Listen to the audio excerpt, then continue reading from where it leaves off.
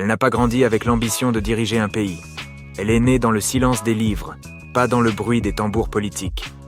Et pourtant, un jour, sans prévenir, le destin l'a appelée. Le 3 mars 2001, Mame Madior Boye devenait la première femme Premier ministre du Sénégal. Ce jour-là, tout a basculé. Les regards ont changé. Les responsabilités sont devenues plus lourdes. Les jugements plus durs. Certains la voyaient comme une erreur, d'autres comme une menace. Mais elle savait une chose. Elle n'était pas là pour faire de la politique. Elle était là pour servir l'État avec rigueur, courage et discrétion. Elle a dirigé sans bruit. Elle a résisté sans violence. Même quand la tragédie du Joola a frappé tout un peuple, même quand elle a dû quitter ce pouvoir qu'elle n'avait jamais convoité, elle est restée fidèle à ses valeurs. Aujourd'hui, beaucoup l'ont oubliée, mais de son histoire, elle est toujours là. Voici l'histoire de Mame Madior Boye. L'histoire de Mame Madior Boye, figure emblématique de la scène politique et juridique sénégalaise, commence bien avant qu'elle ne devienne la première femme à occuper le poste de Premier ministre de son pays. Ses fondations furent jetées dans le terreau fertile d'une éducation rigoureuse et d'un environnement familial ancré dans les valeurs de travail et d'excellence, des piliers qui allaient définir son parcours exceptionnel et forger la femme d'État qu'elle deviendra. Née à Dakar en 1940, Mame Madior Boye grandit dans une période charnière de l'histoire du Sénégal. La colonisation française est encore une réalité tangible, mais les prémices des mouvements indépendantistes commencent déjà à agiter les esprits et à faire naître de nouvelles aspirations. Ce contexte de transition, entre tradition et modernité, entre domination et émancipation, a sans doute influencé la formation de son caractère et de sa vision du monde.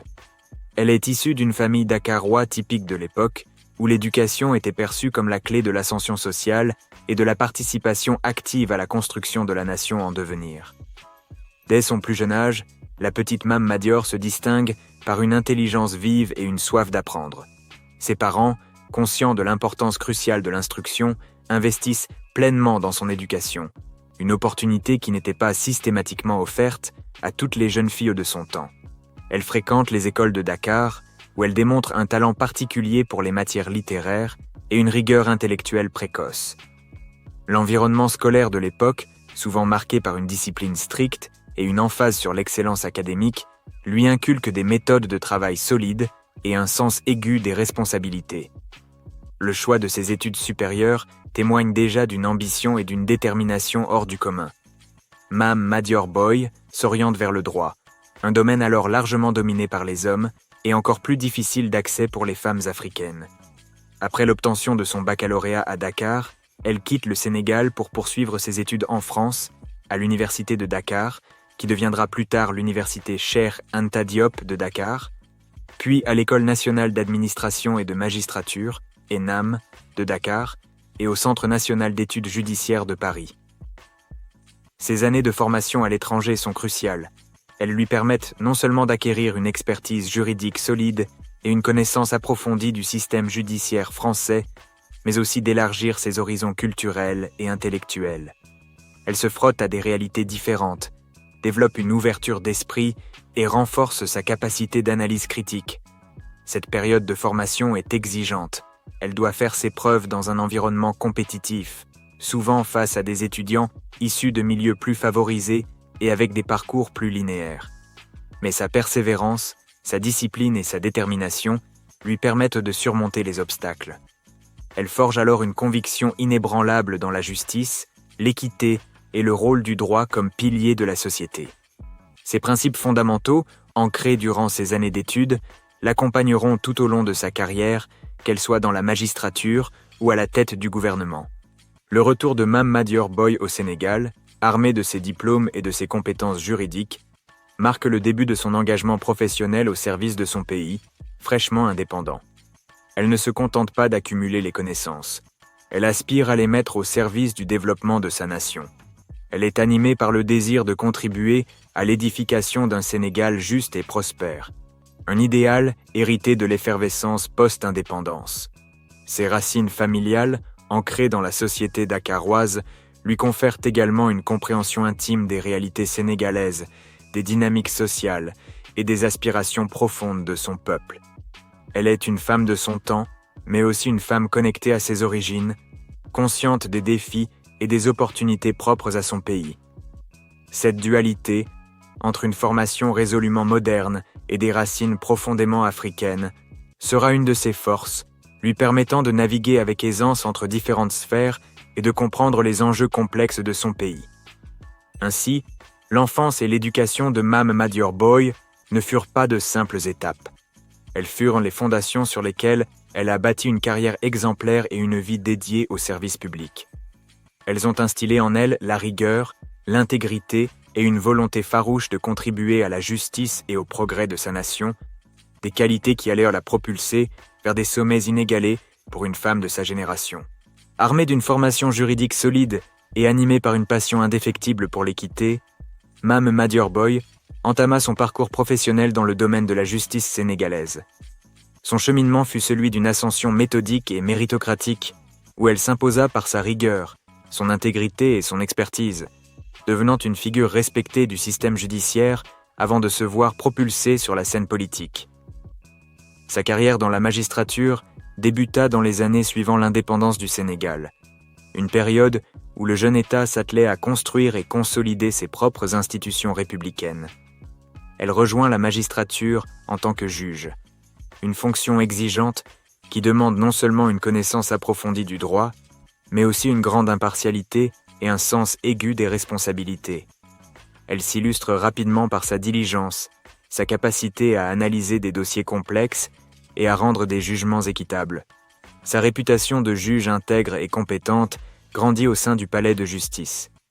Au fil des années, Mame Madior Boye gravit les échelons de la hiérarchie judiciaire, occupant des postes de responsabilité de plus en plus importants.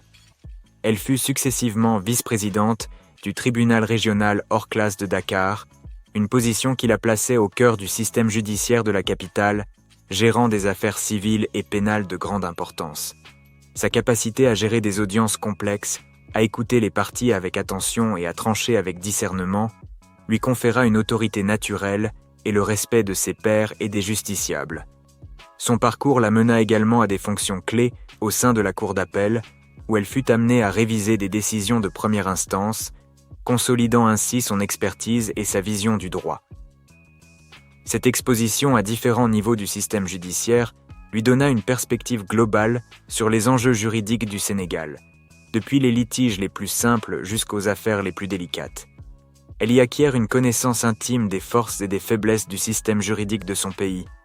L'intégrité de Mame Madior Boye fut une caractéristique constante de sa carrière. Dans un milieu où les pressions peuvent parfois être fortes, elle a toujours fait preuve d'une éthique irréprochable, refusant toute compromission qui pourrait entacher son indépendance de juge. Cette réputation de probité fut essentielle pour bâtir la confiance autour de son nom et pour lui ouvrir les portes de responsabilités encore plus grandes. Elle était perçue comme une garante de la justice, une femme qui mettait la loi et l'équité au-dessus de tout. En 1992, elle franchit une nouvelle étape en devenant la première présidente de la Cour d'appel de Dakar. Cette nomination était historique. Non seulement c'était une femme qui accédait à un tel poste de prestige et de pouvoir judiciaire, mais c'était aussi une reconnaissance éclatante de son parcours et de ses compétences. À ce poste, elle supervisait l'activité de l'une des institutions judiciaires les plus importantes du pays, gérant l'administration de la Cour, veillant à la bonne application du droit et à la célérité des procédures. Elle y a démontré ses qualités de leader, sa capacité à diriger des équipes de magistrats et de fonctionnaires, et à maintenir un haut niveau d'exigence. Son engagement ne se limitait pas à ses fonctions officielles. Elle fut également active dans des organisations professionnelles, notamment au sein de l'Association des femmes juristes du Sénégal, AJS. En tant que présidente de l'AJS, elle a milité activement pour la promotion des droits des femmes et des enfants, pour l'accès à la justice pour tous, et pour l'amélioration du cadre juridique au Sénégal. Cet engagement associatif montrait une facette de son dévouement, celle d'une juriste qui ne se contentait pas d'appliquer la loi, mais qui cherchait aussi à la faire évoluer et à l'utiliser comme un levier de progrès social. Elle y a plaidé pour une meilleure représentation des femmes dans les professions juridiques, et pour une plus grande sensibilisation aux questions de genre au sein du système judiciaire. Ainsi, la carrière juridique de Mame Madior Boye fut une illustration parfaite de l'excellence et de l'intégrité. Elle a non seulement servi la justice sénégalaise avec dévouement pendant des décennies, mais elle a aussi brisé des plafonds de verre, ouvrant la voie à d'autres femmes dans un domaine traditionnellement masculin. Son ascension au sein du système judiciaire a jeté les bases d'une reconnaissance qui allait la propulser vers des responsabilités encore plus éminentes, là où son sens de l'État et sa rigueur allaient être mis au défi d'une toute autre manière. Après une carrière exemplaire et respectée dans la magistrature, le destin de Mame Madior Boye prit un tournant inattendu, la propulsant au cœur de la scène politique sénégalaise. Le 3 avril 2001, elle fut nommée Premier ministre par le président Abdoulaye Wade, un événement qui marqua un jalon historique non seulement pour le Sénégal, mais aussi pour l'ensemble du continent africain. Cette nomination fut un moment de véritable vertige du pouvoir, car elle accédait à une fonction d'une importance capitale, inaugurant une ère nouvelle pour la participation des femmes à la gouvernance. La décision du président Wade de confier les rênes du gouvernement à Mame Madior Boye fut perçue comme un geste audacieux et symbolique. Abdoulaye Wade, élu un an plus tôt en 2000, était lui-même un réformateur et cherchait à imprimer une nouvelle dynamique à la politique sénégalaise après 40 ans de règne du Parti socialiste. Le choix d'une femme, et de surcroît une juriste reconnue pour son intégrité et sa compétence, plutôt qu'une politicienne de carrière, envoyait un message fort de modernité et de rupture avec les pratiques établies. C'était une reconnaissance explicite de la capacité des femmes à occuper les plus hautes fonctions de l'État. Pour Mame Madior Boye elle-même, cette nomination fut sans doute un bouleversement. Ayant passé la majeure partie de sa carrière dans l'environnement rigoureux et souvent discret de la justice, le passage à l'arène politique, avec ses exigences de communication, ses compromis et ses rivalités, représentait un défi considérable. La primature est un poste exigeant, qui demande une capacité à gérer des dossiers complexes, à coordonner l'action gouvernementale et à naviguer dans un paysage politique parfois houleux. Elle dut s'adapter rapidement à cette nouvelle réalité, passant des arcanes du droit aux lumières crues de la scène publique. Dès sa prise de fonction, elle devint un symbole. Sa nomination fut saluée tant au Sénégal qu'à l'étranger comme une avancée significative pour les droits des femmes et leur émancipation. Elle incarna l'espoir d'une nouvelle ère où le genre ne serait plus un frein à l'accès aux plus hautes responsabilités. Pour des millions de jeunes filles et de femmes en Afrique, Mame Madior Boye devint un modèle, une preuve tangible que l'ambition et le travail pouvaient en briser les barrières traditionnelles. Sa présence à la tête du gouvernement sénégalais envoyait un message fort sur les capacités du Sénégal à innover et à se positionner en pointe sur les questions de gouvernance. Le gouvernement qu'elle forma fut hétéroclite, mélangeant des technocrates, des membres du parti au pouvoir et des personnalités issues de la société civile.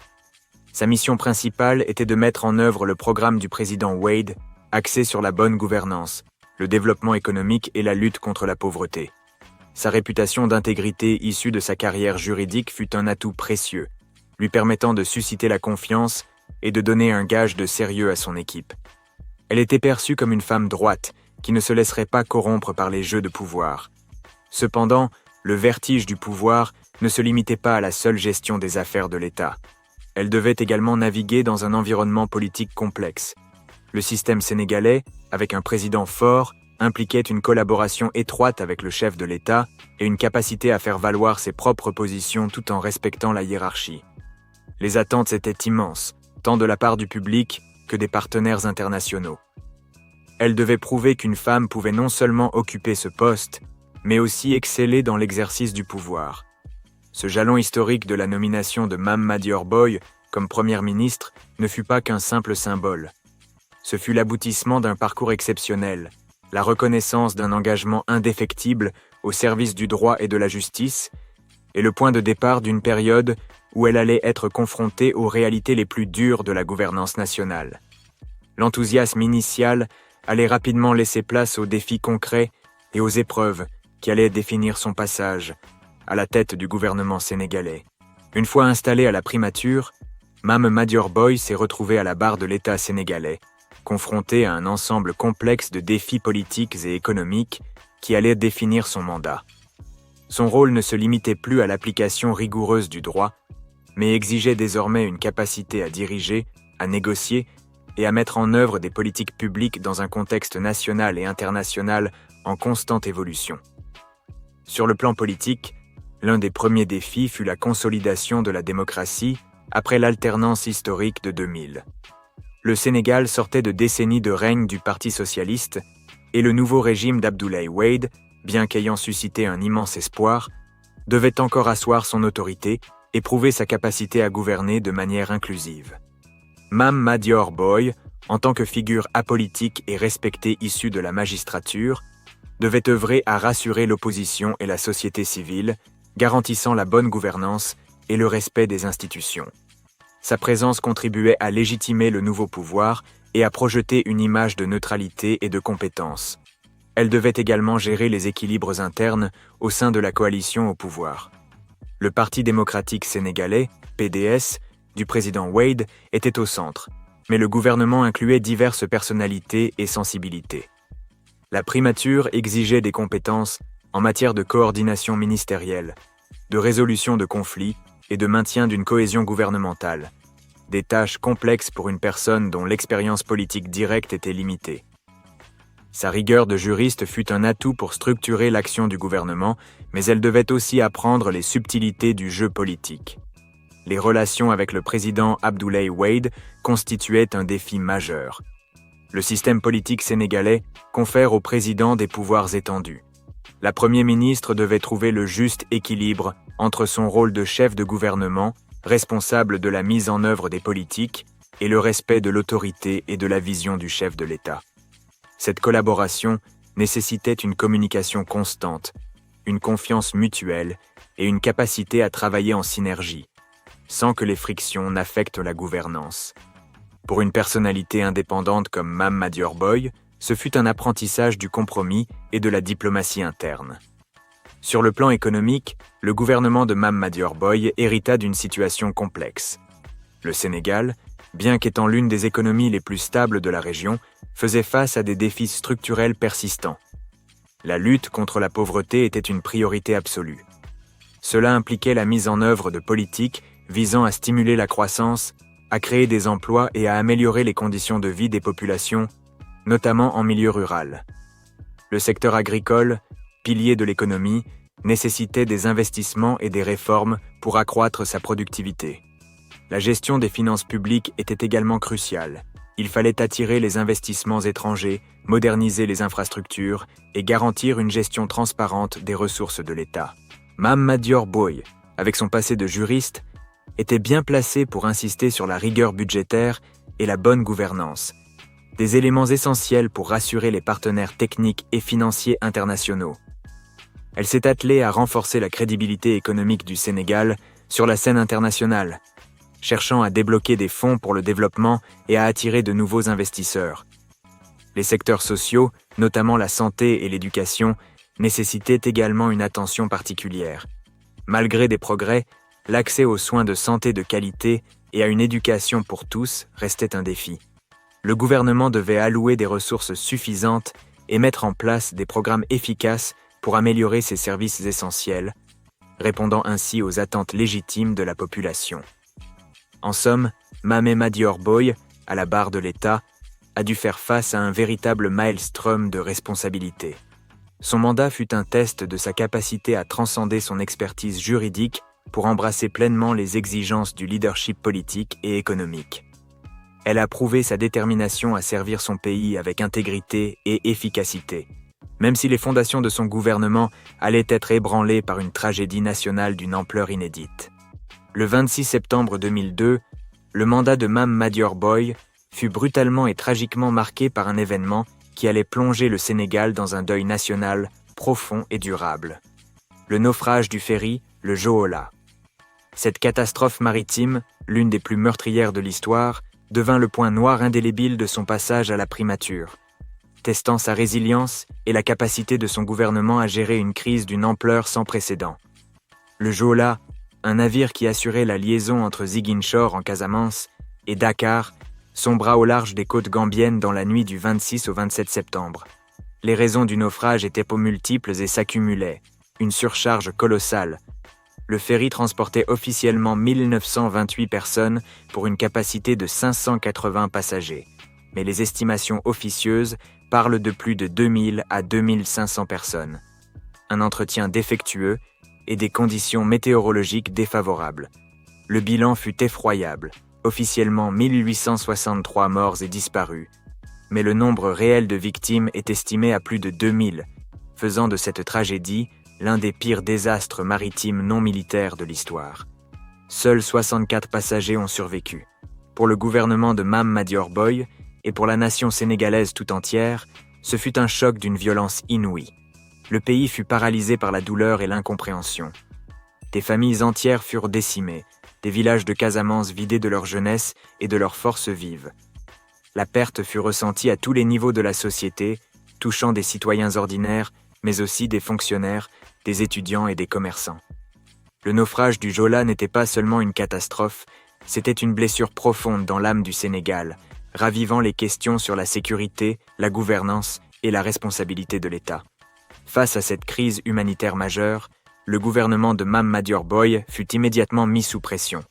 La gestion de l'urgence fut chaotique dans les premières heures, avec des retards dans l'organisation des secours, exacerbant la colère et la frustration des familles des victimes. Le temps précieux des premières heures, crucial pour retrouver des survivants, fut en partie perdu, alimentant un sentiment d'impuissance et de délaissement. La découverte des corps, les efforts d'identification et l'organisation des obsèques de masse furent des tâches déchirantes et logistiquement complexes, qui mirent à rude épreuve les capacités de l'administration. Mame Madior Boye, en tant que première ministre, fut au premier plan de cette gestion de crise. Elle s'exprima publiquement pour exprimer la compassion de la nation et promettre une enquête approfondie. Son intégrité, forgée dans sa carrière de juriste, la poussa à insister sur la nécessité de faire toute la lumière sur les responsabilités. Cependant, la colère populaire montait, et le gouvernement fut rapidement accusé de négligence et d'incompétence. Des voix s'élevèrent pour dénoncer la corruption et le laisser-aller qui aurait permis au ferry de naviguer dans de telles conditions de surcharge et de délabrement. L'onde de choc du Joola eut des répercussions politiques immédiates. Le public exigeait des responsabilités et des têtes devaient tomber. Des enquêtes furent lancées, mais les conclusions furent jugées insuffisantes par de nombreuses familles de victimes et la société civile, qui estimait que les véritables commanditaires ou les hauts responsables n'avaient pas été tenus pour pleinement responsables. La gestion de la crise, bien que Mame Madior Boye ait fait preuve d'une certaine dignité et d'une volonté de transparence, laissa un goût amer pour beaucoup. Le naufrage du Joola devint un symbole des défaillances de l'État et un poids immense sur les épaules du gouvernement. La première ministre, bien qu'elle n'ait pas été personnellement responsable des carences antérieures, fut au poste de commande au moment du drame et dut en assumer les conséquences politiques. Cette tragédie, survenue un peu plus d'un an après sa nomination historique, marqua un tournant dans son mandat et altéra durablement la perception de son gouvernement par l'opinion publique. Elle révéla la vulnérabilité de la nation face à une catastrophe et la complexité de gérer une crise de cette ampleur dans un contexte de forte attente citoyenne. Le deuil national perdura bien au-delà de l'événement, s'inscrivant dans la mémoire collective sénégalaise comme une plaie toujours ouverte. La tragédie du Joola, avec son cortège de douleurs et de questions sans réponse, allait inévitablement sceller le destin politique du gouvernement de Mame Madior Boye. Moins de 7 mois après le naufrage, le 4 novembre 2002, le président Abdoulaye Wade mit fin à ses fonctions, marquant la fin d'un mandat historique, bien que teinté par le drame national. Ce départ de la primature, bien que prévisible pour certains, clôturait un chapitre inédit de la gouvernance sénégalaise et ouvrait une nouvelle page dans la vie de Mame Madior Boye. La décision de démettre le gouvernement Boye intervint dans un climat social et politique lourd.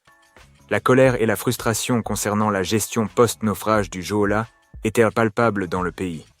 Les familles des victimes, soutenues par une large partie de l'opinion publique et de la société civile, exigeaient des responsabilités claires et une plus grande transparence. Malgré les efforts du gouvernement pour organiser les secours, lancer des enquêtes et tenter d'apporter des réponses, l'ampleur de la catastrophe et les défaillances structurelles qu'elle avait révélées étaient trop importantes pour être gérées sans répercussions politiques majeures. Bien que Mame Madior Boye est incarner l'intégrité et la volonté de faire la lumière sur les faits, le principe de la responsabilité politique impliquait que le gouvernement en place devait en payer le prix. Le président Wade, confronté à une pression populaire croissante et à la nécessité de restaurer la confiance de la nation, fit le choix de remodeler son équipe gouvernementale. Il nomma Idrissa Seck pour succéder à Mame Madior Boye à la tête du gouvernement. Ce changement visait à marquer un nouveau départ et à apaiser les tensions, même si le fond du problème du Joola, notamment la question des responsabilités individuelles, restait complexe et douloureux. Pour Mame Madior Boye, le départ de la primature fut la fin d'une période intense et exigeante. Ayant accédé à ce poste sans une longue carrière politique, elle avait dû apprendre sur le tas les rouages de la gouvernance exécutive. Son intégrité de juriste lui avait permis d'aborder les défis avec rigueur, mais l'arène politique est souvent plus complexe que les prétoires, exigeant des compromis et une agilité que son parcours ne lui avait pas forcément préparée. Le poids de la tragédie du Joola fut sans doute écrasant, et l'onde de choc de ce drame marqua la quasi-totalité de son mandat. Son départ fut empreint de la dignité qui la caractérisait. Elle ne chercha pas à se dérober à ses responsabilités ou à s'engager dans des joutes politiciennes. Conformément à son éthique, elle accepta la décision présidentielle avec la même droiture qu'elle avait montrée lors de sa nomination. Elle quitta la primature la tête haute, ayant œuvré avec conviction pour le bien de son pays, dans des circonstances exceptionnellement difficiles.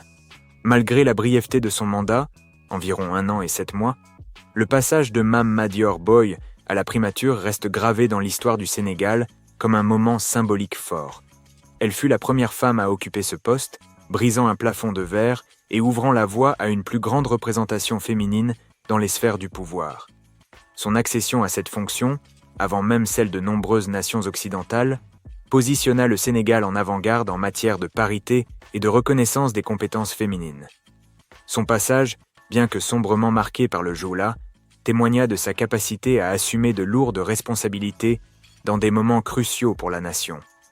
La fin de son mandat à la primature ne signifiait pas pour autant la fin de son engagement public. Après cette expérience intense, Mame Madior Boye allait poursuivre son service à la collectivité, non plus dans les arcanes du pouvoir exécutif, mais dans d'autres sphères où son expertise juridique et son sens de l'engagement trouvèrent de nouveaux terrains d'expression. Son départ de la primature fut une transition vers une nouvelle phase de sa vie où elle allait continuer à marquer de son empreinte les causes qui lui tenaient à cœur, notamment les droits humains et la promotion de la femme. Après avoir quitté les Lumières et les lourdes responsabilités de la primature sénégalaise en novembre 2002, Mame Madior Boye n'a pas pour autant disparu de la scène publique. Au contraire, elle a entamé une nouvelle phase de sa vie, une période caractérisée par un engagement continu au service de causes qui lui étaient chères, notamment les droits humains, la bonne gouvernance et la promotion des femmes, la menant à occuper des rôles significatifs sur la scène internationale. Son parcours post-primature est le reflet de sa détermination à rester active et utile, en dehors des contingences partisanes de la politique gouvernementale. Forte de son expérience de magistrate intègre et de son passage à la tête de l'État, elle a mis son expertise au service d'organisations internationales et d'initiatives visant à renforcer la démocratie et les droits fondamentaux, en Afrique et au-delà. L'une de ses contributions les plus notables après la primature fut son rôle au sein du Haut Commissariat des Nations Unies aux droits de l'homme, HCDH. En 2004, Mame Madior Boye fut nommée rapporteuse spéciale des Nations Unies sur la situation des droits de l'homme au Togo. Cette mission cruciale l'a amenée à enquêter et à rendre compte des violations des droits humains dans ce pays, souvent dans des contextes politiques délicats et complexes. Son intégrité, sa rigueur d'ancienne magistrate et sa connaissance approfondie des réalités africaines ont été des atouts majeurs pour mener à bien cette tâche sensible. Elle a produit des rapports détaillés appelant la communauté internationale et les autorités togolaises à prendre des mesures concrètes pour améliorer la situation. Ce rôle lui a permis de continuer à défendre la justice et l'équité, mais cette fois sur une scène diplomatique et humanitaire. Son expertise et son leadership ont également été sollicités par d'autres organisations. Elle a été membre de diverses commissions et panels d'experts travaillant sur des questions de gouvernance, de développement et de consolidation de la paix en Afrique. Sa voix, celle d'une femme africaine ayant exercé les plus hautes fonctions de l'État et ayant une connaissance intime des défis du continent, était précieuse et écoutée. Elle a participé à des conférences internationales, des forums sur le leadership féminin et des ateliers sur l'état de droit, partageant son expérience et inspirant de nouvelles générations de leaders. Parallèlement à son engagement international, Mame Madior Boye a maintenu un lien fort avec le Sénégal et la société civile. Elle a continué à militer pour les droits des femmes et leur pleine participation à la vie publique et politique. Son statut de première femme Premier ministre lui a conféré une légitimité unique pour plaider ses causes, agissant comme un modèle et une source d'encouragement pour toutes celles qui aspiraient à briser les plafonds de verre dans leur propre domaine. Elle a participé à des débats nationaux, donnant son avis sur les grandes questions qui traversèrent le pays, toujours avec la mesure et la sagesse qui la caractérisaient.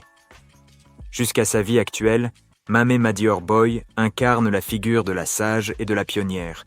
Bien qu'elle se soit retirée de la politique active au quotidien, son influence perdure.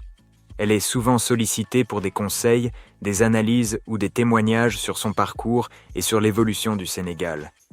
Sa retraite n'est pas synonyme d'inactivité, mais plutôt d'une réorientation de son énergie vers des formes d'engagement plus discrètes, mais tout aussi impactantes.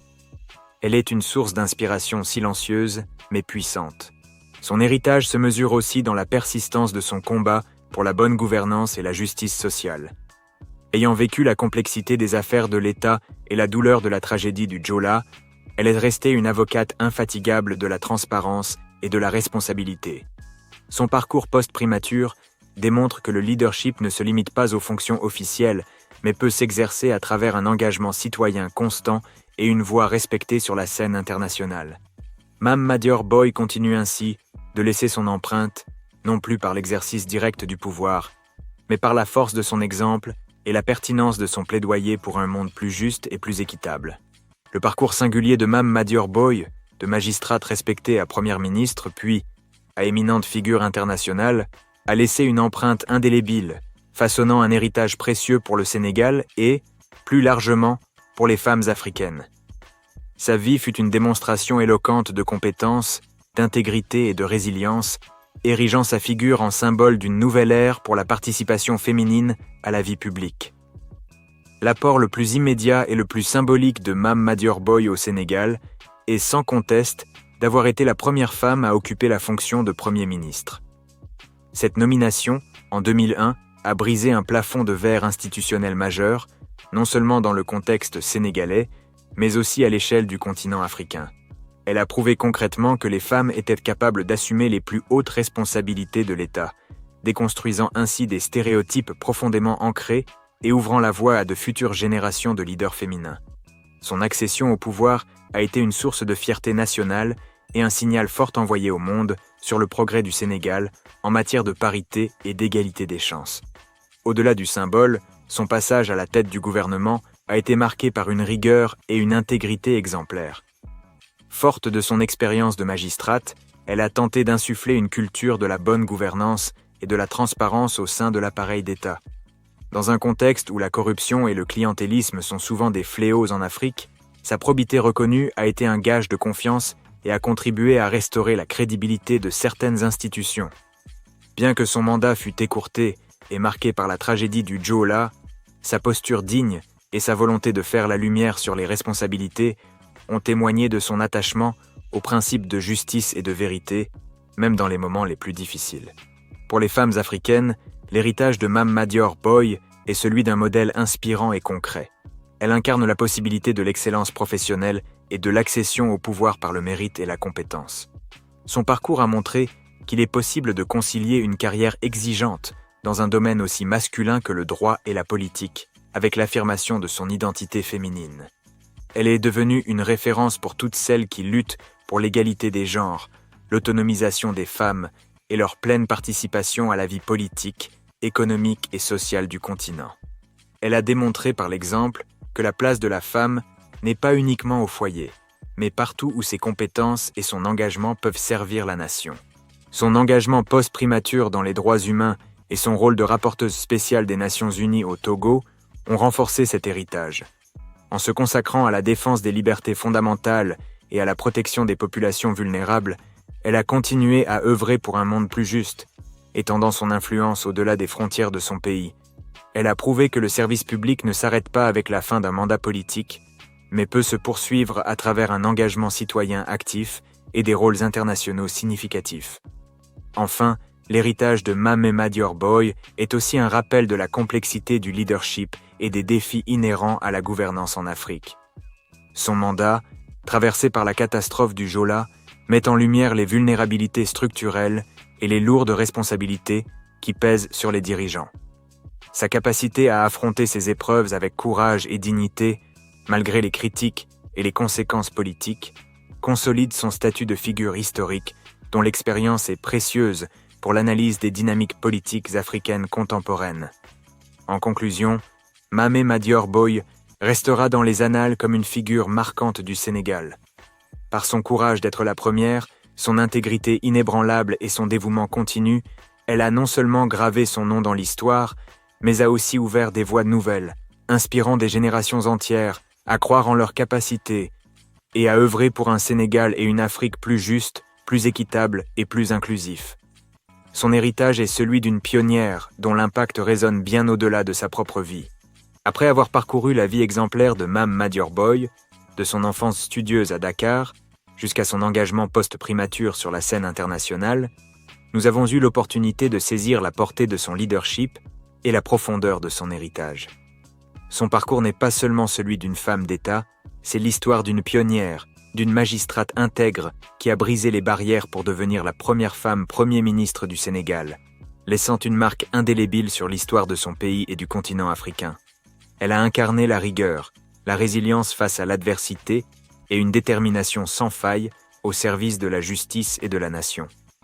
Même face à la tragédie nationale du Jola, elle a maintenu sa dignité et son engagement, prouvant que le leadership féminin est synonyme de compétence et de courage.